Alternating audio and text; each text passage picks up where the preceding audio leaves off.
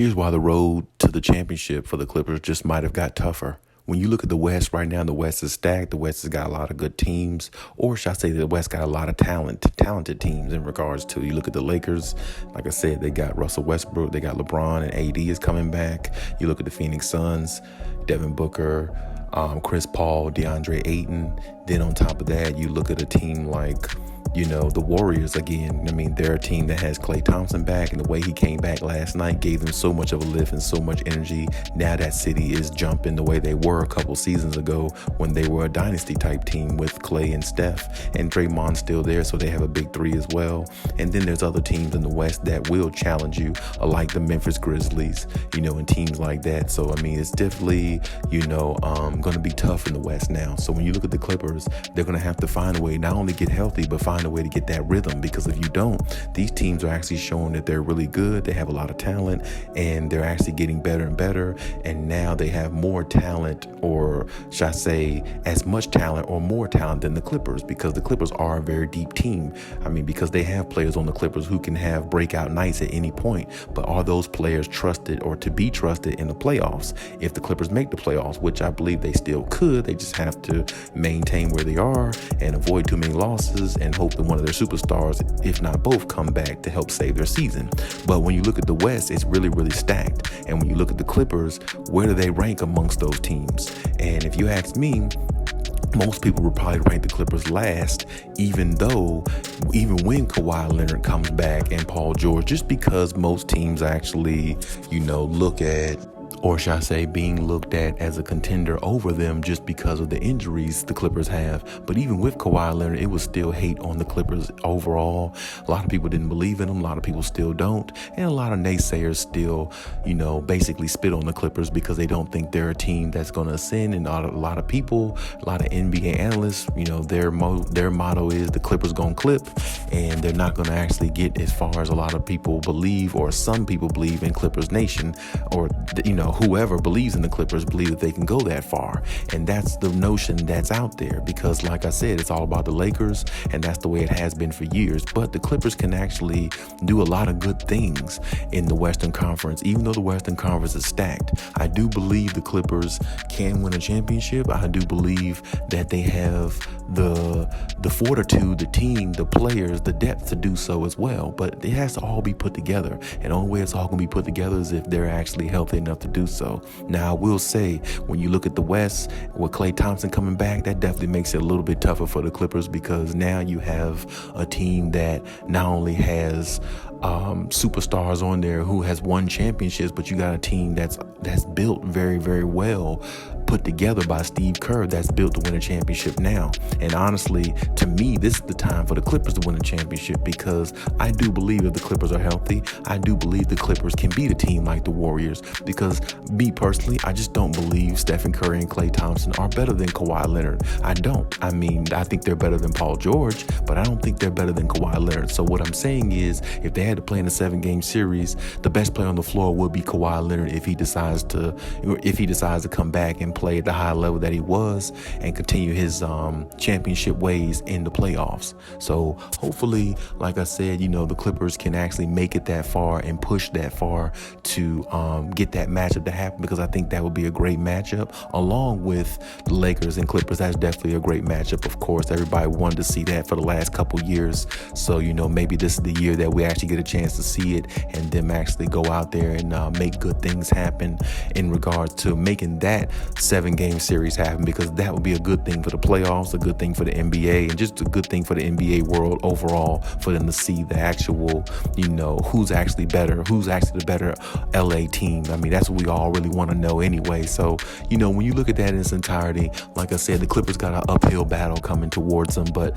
like I said, if the Clippers could find a way to get healthy, maybe string together some wins the way they did yesterday against the Atlanta Hawks, which was a big win for them, because not only they beat a team that's a playoff caliber team, but they also beat a team like that without neither one of their superstars, and one of their unlikely unsung heroes in Amir Coffey scored 21 points that game, which I think he was the leading scorer of that game. Was very, very unlikely for him to do that, but at the same time, that just goes to show the type of depth the Clippers have. They have the most depth in the NBA. So like I said, with that depth that they have, if they do make a trade or anything like that, in which, it's definitely trades and proposals out there, I mean, it's going to have to be worth it, and they can't give up too much to get whatever trade they're looking for, but they have to get a decent trade back in regards to value. So I mean, it's kind of like a really, really tricky situation with them, but at the same time, like I said, they can make good things happen if they keep their core players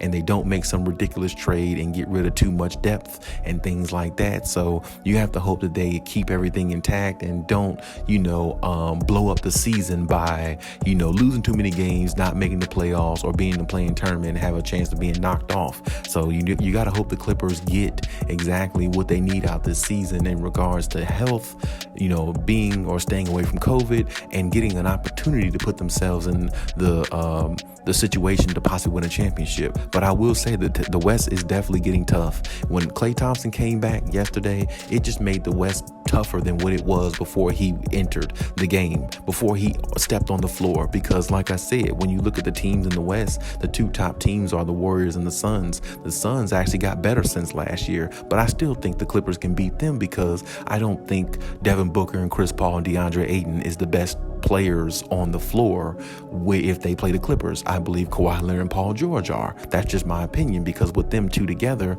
you got defense and you have offense. And like I said, if they happen to acquire a point guard where they don't even have to do much passing or focus on getting assists, that's going to up their scoring even more, because now they're focused on what they usually do, which is score, rather than trying to be something that they're not, which is a point guard. And hopefully the Clippers find a way to get around that, but we'll see exactly how it goes going forward, because it almost came back to bite them last year in the playoffs. They didn't have a point guard to set up none of their plays and slow down the offense and run the offense the way they thought they would in Rondo, which is the reason why Rondo didn't work out. But that's what they really need, a point guard to get them in their spots, to do what they need to help them get over the hump and actually be a better team offensively, which is kind of crazy to say, because they actually led the league in 3 points made last year, and they were one of the top scoring teams last year. But I mean, hey, you can always improve in every area. You just got to find ways to do it. So when you look at the Clippers in its entirety and as a unit, this team right here, I definitely still believe they can beat a lot of those teams, but they have to be healthy enough to do it. And like I said, it's definitely gotten tougher since we saw Klay Thompson come back yesterday, because that definitely makes the Warriors even tougher than what they already were. And going forward, once he really, really gets a rhythm, I mean, it's really going to be tough. I mean, the fact that he played yesterday and got a dunk in there and dunked all on the Cleveland Cavaliers, that was very exciting to see. That lets you know he's not worried about his knee or his Achilles. He's just out there playing and letting it and freestyling, and that's exactly what you want to see. And hopefully that's exactly what Clipper Nation sees when Kawhi Leonard come back. Go out there, freestyle, be yourself. Don't worry about the knee injury. It's taken care of. It's a plate in it. Whatever is in it is healed. Go out there and just be yourself. And I definitely think Kawhi Leonard will do the same thing. So we'll just have to see what happens when he does come back. Hopefully Paul George comes back, sooner than later as well, because he definitely can help this team and keep them afloat as far as winning, to at least keep them around the 6th or 8th seed. And then Kawhi Leonard can come back maybe and finish it off and put them in the 5th seed, or maybe, stay in the 5th, 6th seed or 4th seed, and then they'll solidify their spot in the playoffs. Hopefully it ends up that way. Hopefully that's the narrative, because that's exactly what the Clippers need to happen, because they need to find themselves in a playoff position and kind of stay there and stay put and learn themselves in regards to building more chemistry and having this team put together a well-rounded team that they already are, because there's a lot of players on the Clippers who haven't played with Kawhi Leonard yet, and that could be a big thing, because he is the main guy and he is the superstar of the team, and he's the guy that put all this together. So playing with him and getting used to him is going to be big for the younger guys, because Kawhi Leonard is going to expect more out of them than even what Ty Lue does right now. And that's what it is. You got to hold players accountable for them to actually become better and have the responsibility to understand when your number's called upon, you've got to go out there and deliver, and you've got to go out there and deliver with no excuses, because that's exactly what Kawhi Leonard does. And that's exactly what type of players he wants around him. So like I said, the Clippers got to build chemistry a little bit more and get Kawhi Leonard back, so they can get that chemistry going and get those young guys on the same page and let everybody be on the court at the same time, so you can really see how good this team can be. Because even though the Clippers technically definitely don't have a third star player. I mean, their third star player would be between Reggie Jackson and Marcus Morris. And we both know both of those players have the talent to be a third guy on a team and help a team win and be consistent. They have enough talent to do that. Now, whether they will do that and step up, we'll have to see. Whether the Clippers play 100% healthy, everybody's back, we'll have to see how that goes, if that happens. But if it does, if all stars are aligned, I think the Clippers still can be the team out the West that comes out of the West, even though most naysayers and most analysts don't see it and don't want to say it and don't want to give them credit like they can be a championship contender. They definitely could be if they're healthy, even though the West is stacked. And even though the East is definitely getting better as well, the Bucks are ascending. The Bulls are definitely, been a surprise this year. And of course, Brooklyn Nets, they'll be right there at the end too.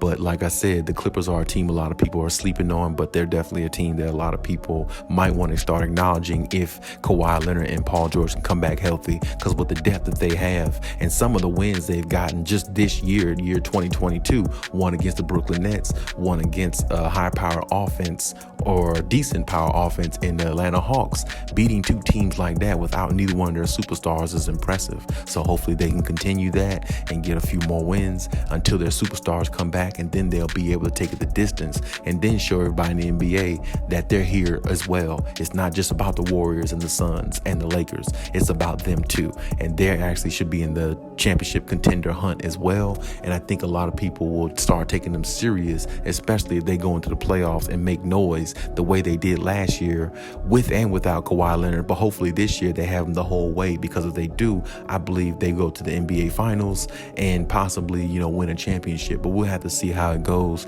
and how everything ends up. But as far as stacking up with the other teams, I really wouldn't worry about it, Clipper Nation, because if the Clippers are healthy, I don't think the other teams really, have too much of a chance. I think they could beat the Warriors in 6 games if healthy.